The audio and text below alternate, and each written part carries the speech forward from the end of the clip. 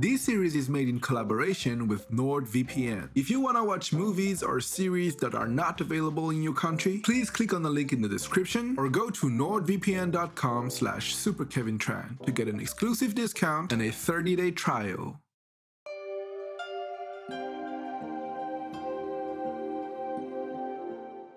Hi everyone, welcome back to Journey to the East. Today we will learn together the basics of Chinese language. Growing up, my parents only talked to me in Chinese. They knew I was gonna learn French at school anyway, and I gotta say, they were pretty smart, because at 5, I was already fluent. The only problem was my first day at kindergarten. Hey, what's your name? Huh? I said, what's your name? 你他妈胡说八道什么的傻逼，我听不懂。 That's how I got punished on my very first day at school. And when I say Chinese, I mean Mandarin. I will not touch on Cantonese nor other dialects simply because I don't know them. Deal. So let's start easy. In Chinese, grammar and conjugation are very, and I mean very, simple. To be honest, they almost don't exist. Just like in English, nouns and adjectives don't agree in gender. But they don't agree in number neither. If I say this bird, the plural is these birds. But in Chinese, you're just gonna say this bird. Why add an S when these already designates the plural? I told you, 中文 it's efficiency first. The same for conjugation. In the present tense, there's no he eats, he flies.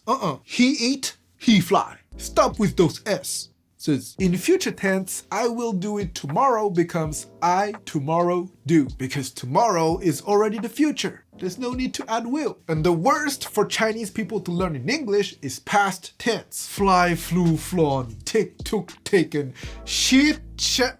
What the hell is that? In Chinese, you just add le at the end of the sentence and everybody understands. I go le, I went. I fly le, I flew. I yesterday buy grocerilla. I bought some groceries yesterday. See, it's simpler. So now you'll ask me, if it's that easy, why is Chinese considered, even by polyglots, to be the toughest language to learn? Well, it's because of tones and of course, writing. In English, the pronunciation includes consonants, vowels, and word stress. In Chinese phonetics, it's the same, but you have 4 more tones. Let's take the word ma, for example. M-A. The 4 tones are ma, ma, ma, ma. I repeat. If you say it wrong, it changes the whole sense. Ma, first tone means mom. Ma, second tone means numb. Ma, horse. Ma, insult. And if you say ma, ma, ma, ma, it means the numb horse is insulting your mom, so shit is going down. That's why Chinese people don't like the number 4, because it's pronounced s, 4th tone, and death is pronounced s, 3rd tone. S. The similarity between the 2 pronunciations, coupled with typical Chinese superstition, explains why it's not welcome at all to make allusion to the number 4, especially during festive periods. Next Chinese New Year, if you want to annoy your Chinese friend, you know what to do. Yo, Kevin! Happy New Year! Thank you, man. I brought you 4 presents! First of all, I got you a costume from your favorite movie, Fantastic Four! It's not my favorite movie. It's Kung Fu Panda. Yeah, whatever. Anyways, I mined some Bitcoin for you. All you need to do is scan... It's written error 404. Really? That's weird, man. Hey, got you an iPhone. Guess which number it is? Okay, what's the last one? Foursome. Okay.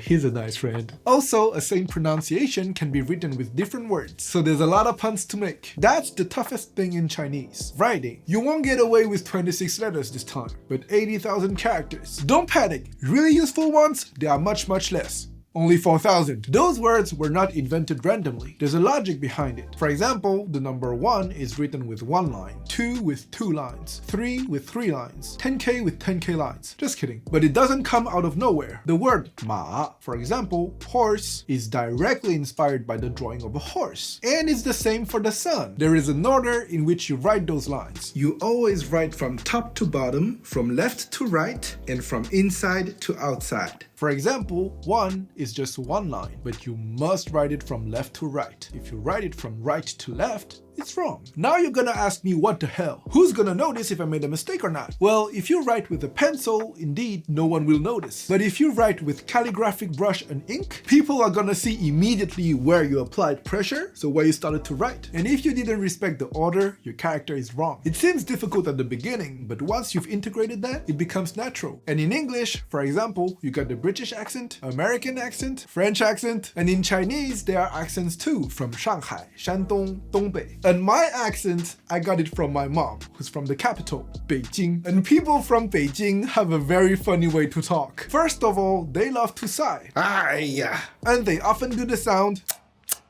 And finally, they like to deform words by adding the sound er at the end of everything. For example, kid in Chinese is 小孩. Well, in Beijing, they say 小孩. When you go to China as a child, there are those huge dinners where you are forced to eat with all of your parents' friends. And at one point of the evening, there's always someone who goes to the bathroom just to secretly pay for everyone. And when this person comes back, it's mayhem. 哎，你干嘛？你怎么这样啊？不是说好了吗？今天我买单吗？这点面子都不给，下次我不来了。给我闭嘴！ It's literally Smash, but with 8 players and items. And the payer is trying to calm everybody down by saying, no problem, guys, no problem. No problem in Chinese is 没事. Repeat after me. 没事. 没事. Okay, well, someone from Beijing is gonna say, 哎呀，没事儿。 see, you have to know your accents. And thankfully, simplifications exist. Let's take the word force, for example. It can either be 力量 or 力气. But if you just say the first word, 力, Kevin's got a lot of 力. Everybody understands that you're saying, I am very strong.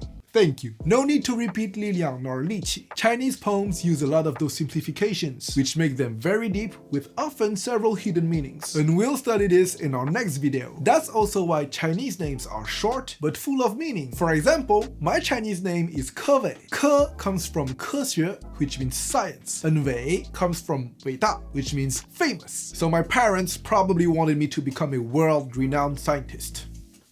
They couldn't be more right. Sometimes, just by looking at the Chinese person's name, you can guess what their parents failed to become. 那您小孩的名字是什么呢？球星。哦，那小妹妹，你会打篮球吗？我根本就不喜欢打篮球嘛。有球星，你干嘛呢？球星，你给我回来！球星。 So that's it for today. It's the end of this short presentation. It is of course very tough to explain all the nuances of such a language in just a few minutes, but the good news is there are so many more episodes to come. I hope you guys liked it. If you did, please hit the subscribe button. And if you didn't and never want to see me again, 哎呀，没事儿。